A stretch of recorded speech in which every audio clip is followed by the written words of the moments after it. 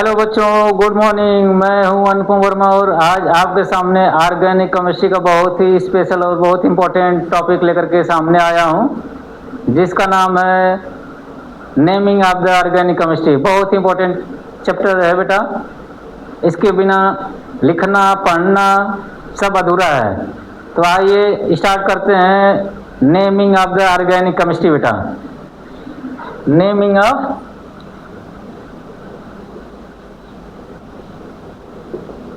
Naming of organic chemistry.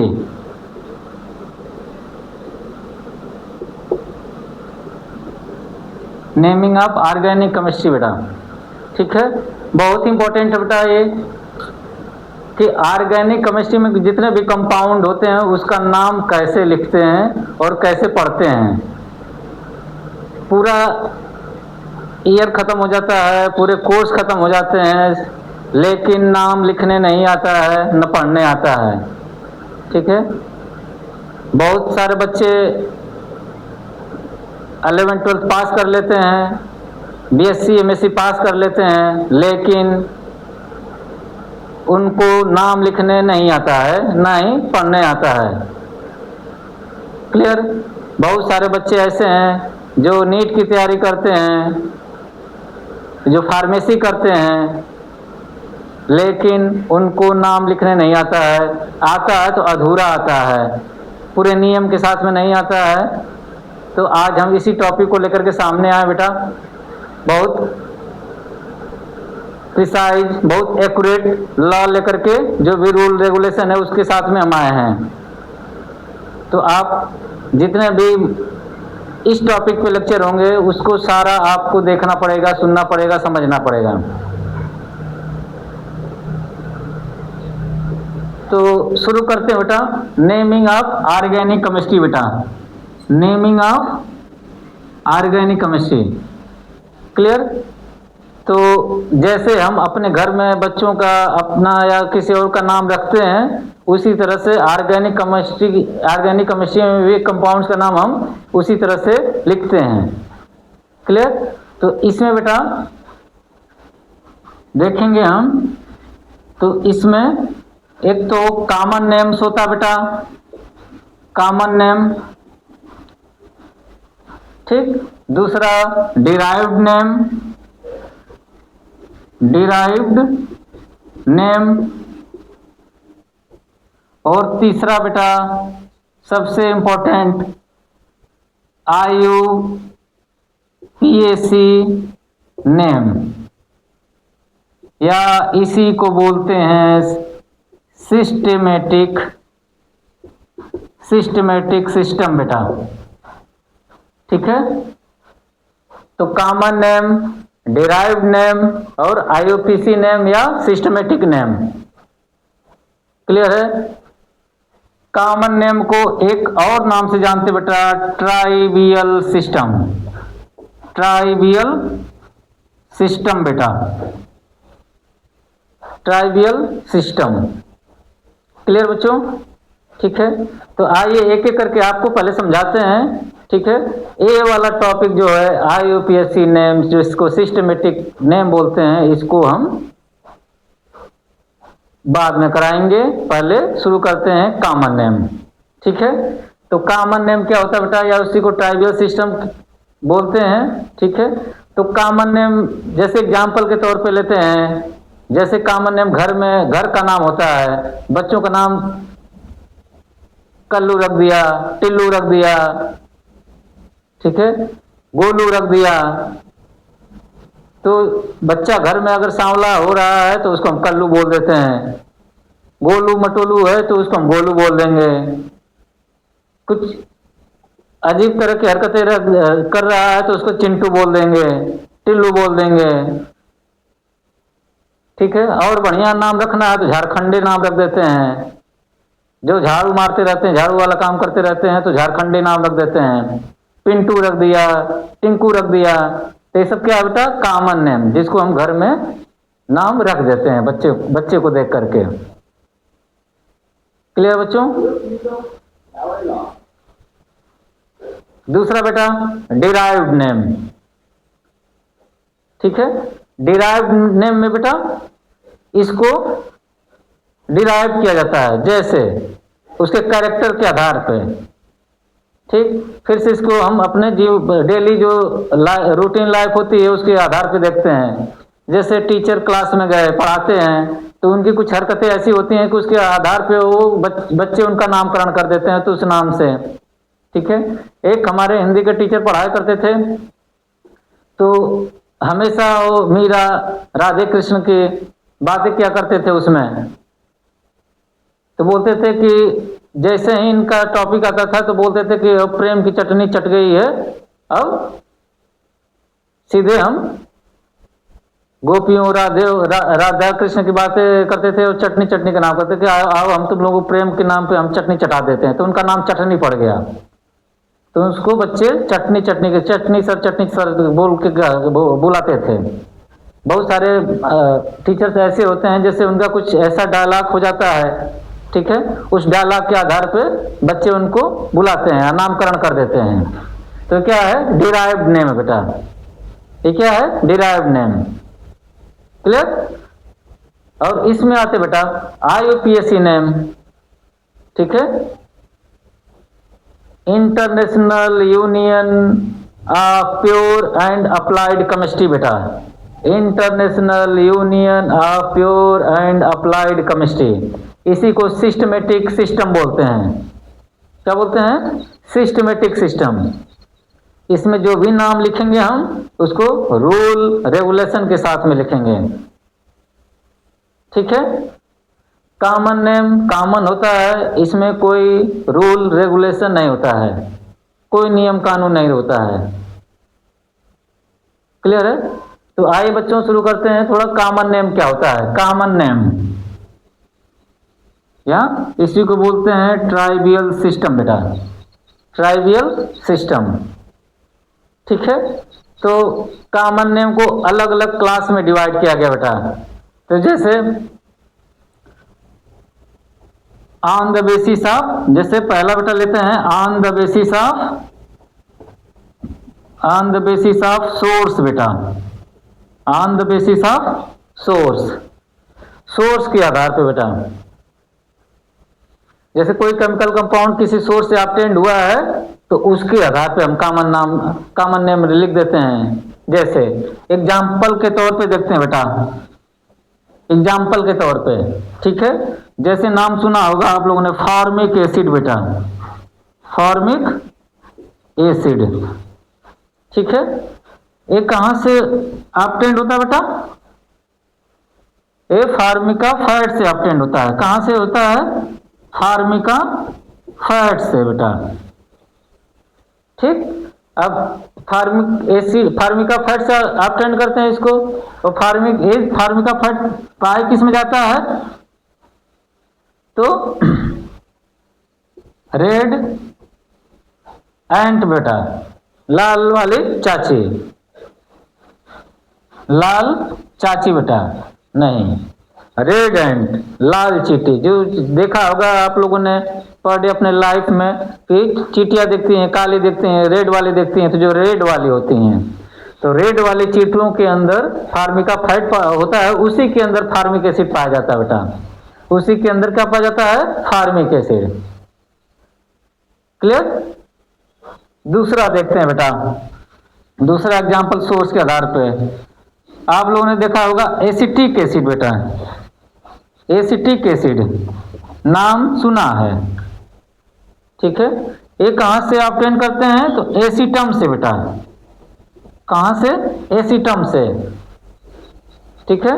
ये कहां पे पाया जाता है, तो वाइनेगर में बेटा, कहां पे, वाइनेगर में, ठीक है। वाइनेगर से प्राप्त करते हैं बेटा इसको। तो एक कॉमन नेम है, फार्मिक एसिड कॉमन नेम है, एसिटिक एसिड कॉमन नेम है, सोर्स से हम लेते हैं इसको, क्लियर है, ठीक है। दूसरा देखते हैं बेटा, दूसरा on the basis of property बेटा, दूसरा on the basis of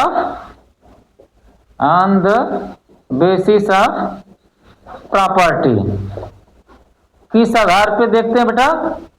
common name property के आधार पे। क्लियर है? तो प्रॉपर्टी के आधार पे देखते हैं बेटा। तो जैसे एग्जांपल में हम लिखते हैं ग्लूकोज बेटा। क्या चीज? ग्लूकोज। क्लियर है? फार्मूला क्या लिखते हैं? C6H12O6 बेटा, ग्लूकोज। ठीक है? तो इसकी प्रॉपर्टी क्या कैसी होती है? मीठी होती है। कैसी होती है? मीठी होती है। ठीक है? तो स्वीट इन नेचर का होता है। कैसा होता है बेटा? स्वीट इन नेचर का होता है। इसकी प्रॉपर्टी क्या है? स्वीट इन नेचर का। तो कॉमन नेम में इसका नाम हम लिखते हैं ग्लूकोज। ये प्रॉपर्टी के आधार पे बेटा। किसके आधार पे है? प्रॉपर्टी के आधार पे। तो सोर्स हो गया, प्रॉपर्टी हो गया। अब आइए देखते हैं डिस्कवर। तीसरा बेटा तुम्हारा डिस्कवरर के नाम पे बेटा। तीसरा बेटा on the basis of discoverer.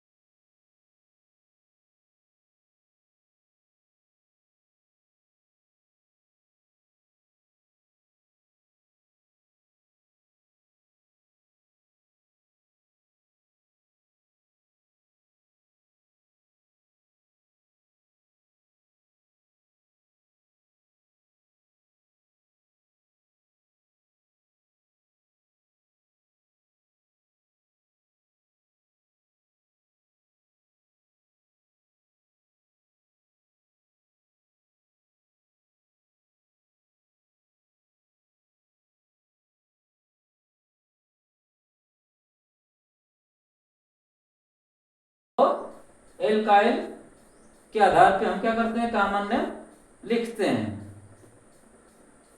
Clear है?